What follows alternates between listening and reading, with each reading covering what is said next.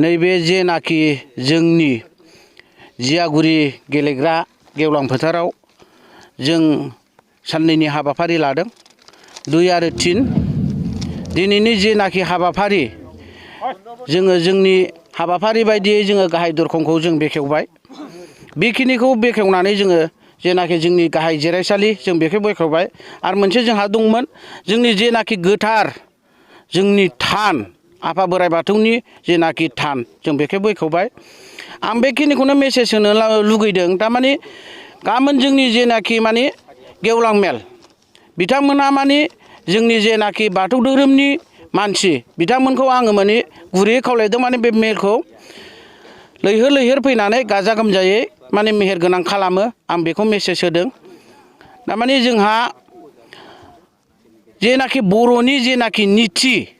गुदि बाथौनि बे जिनिसखौ जोङो गाबोन मोनजोबगोन आरो जोंहा मोनसे मेसेज दङ आं बे मेसेजखौबो होनो लुगैदों जोंनि जेनाखि गाहाय आलासि सार रन्जित शेखर मोसाहारि रिटायार सारा माने मेघालयनि गभर्नरमोन दा बिथाङा गाहाय आलासि आरो बेजों लोगोसे जोंनि बिटिसिनि मावफुं सोद्रोमा उकिल मोसाहारि सार बिथाङाबो फैगोन एमएलए दङ जिरन बसुमतारी बिथांमोनाखौ जोङो माने लेंहरजोबनाय जादों आरो दा बेखिनिखौ आङो मेसेज होनानै दोनथ'नाय जाहैबाय गोजोन्थों आङो रायजो राजाखौ बे हाबाफारियाव माने गाजा गोमजायै फैनानै बे हाबाफारिखौ माने मेहेर गोनां खालामफैयो आं बेखौनो मेसेज हरनाय जाहैबाय बे अजा आफादा जाहैबाय जोंनि गसाइगाव डिस्ट्रिक्टनि सिङाव थानाय थारमाने जोंनि मोनसेल' डिस्ट्रिक्ट बे डिस्ट्रिक्टनि सिङाव जोङो खुंनाय जाहैबाय आरो 4थि खेब जाहैबाय आरो बियो गसाइगाव जिल्ला गुदि बाथौ अजा आफादनि मिरु अजा आफादनि जेरोखोम भाइस प्रेसिडेन्ट जानानै आं बेखौनो बुंनो सिगांदों जे खुंगा 4थि बोसोरसालिया जथुम्मा गसाइगाव जिल्ला दुलाराय गुदि बाथौ अजा आफादनि गाहाय अजा जानानै दिनै आं बेखौनो बुंनो नागिरदों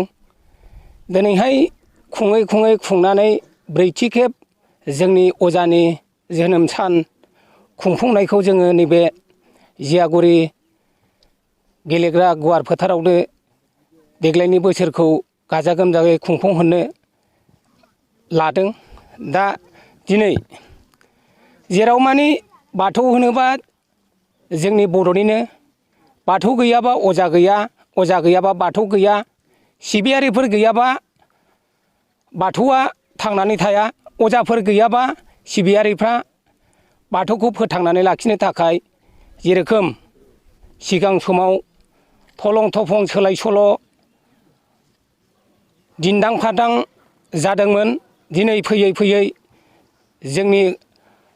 गसाइगाव गुदि बाथौ अजा आफादानो जोंनि अजा आफादखौ गिबिसिन दाग्रोनानै जाहाथे जोङो दाब दाब जिल्लाफ्राव दाब दाब बेफोरबायदिनो जोंनि जेरोखोम जोङो नों दानागार आं दानागार अजा आफादखौ दानायखौ नुनानै बयबो जिल्लाफ्रा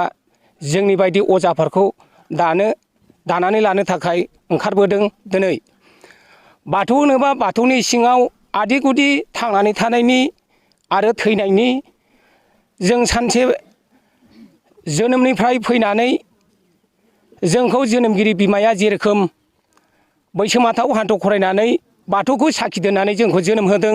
थैनायावबो जों बाथौखौ लानानै सानसे थैनानै थांनांगोन जेरोखोम गेदेरखोन लावदोखोन मोदाय जोसि मोस्रोम जोसि फेरबोदों बाथौखौ साखि दोननानै जेरोखोम नागारनो हायै बाथौ जेरोखोम साननो हागौ गुबुन जाथिफ्रा गुबुन धोरोमनि जथनाखि दंनाय मानि साननो हागौ जेरोखोम फांसे गेरेमसा बिफांखौ सोरगिदिं दुमख'नानै मानि थाखाय सिबिदों साननो हागौ गुबुनफ्रा नाथाय बे फांसे सोमखोर मिथिंगा गोथां लाइगां महर गेरेमसा सिजौखौ दुमख'नायनि ओंथियानो जाहैबाय सिजौआ गावनो हारसिङै मोनबा गोहो मोनबा गाबखौ लानानै सृष्टि जादों बैसोमाथाखौ सिंखावनानै दा सिजौनि मोनबा गाबानो जाहैबाय रोदा आथा दालाइ बिलाइ सु बे मोनबा गोहोखौ लानानै आफाया साननि हरनि फुंनि बेलासिनि सोरनिबा माने न'खरनि थांनानै थानायनि थाखाय अनलायनाय सहायलायनाय गासिबखौबो गोबानानै जोंनि आफा बोराइ बाथौआ बुहुमाव दिनैसिम जोंनि गुदि बाथौ सिबियारि बुलि बाथौनि जथनाखि सिबियारिफोर बेखौ लानानै दिनैसिम जोङो जाहाथे बाथौ सिबियारि बर' रायजो राजाफ्रा मोनसे समाव जाहाथे आंखाल गैयै दाजाथों आरो गावसिनि गोसोबायदि नांगौबानो मोननो हाथों। बेखायनो जोङो नैबे जोंनि गसाइगाव जिल्ला गुदि बाथौ अजाफोरखौ जोङो सृष्टि खालामनानै दिनै खुङै खुङै जोङो बोसोरफ्रोमबो जानुवारि 3 थारिखआव जोंनि नैबे गसाइगाव जिल्ला गुदि बाथौ अजा आफादनि जोनोम सान जेरोखोम बार्थडे जों बेखौ जानुवारि 3 थारिखआव फालिनाय जायो। दा बेखौ लाफानानै दिनै बाथौनि जथनाखि सोरगिदिं एलु एलाखौ जोङो बुंनांगौबा बुंनानै फोजोबनो हाया। दा दिनै समनि आंखाल एसेनोसै। आं प्रदिप नार्जारि, गामि दोहोनगुरि। जेरोखोम जोङो बेखौ खुंलांबाय थागोन जेरोखोम माने जोंनि उन फैबाय थानाय जाहाथे उननि अजाफ्राबो जाहाथे जों खुंबोबाय थानाय बायदि जाहाथे खुंलांबाय थानो आवगायबोयो बा ओंखारबोयो आं बेखौ आसा खालामो आरोखि। जों खुंलांबाय थागोन बे आरोखि।